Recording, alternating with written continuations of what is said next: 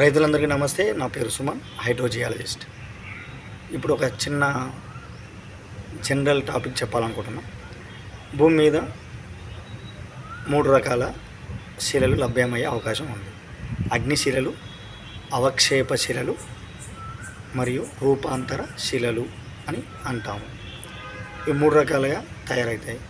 ఒక రాయి నుండి ఇంకో రాయికి, ఇంకో రాయికి మార్పులు చెందే అవకాశం ఉంటుంది. అది దానికి వాతావరణ మార్పులు, పీడనం, ఉష్ణోగ్రత, రసాయన చర్యల, వాటరు, గాలి,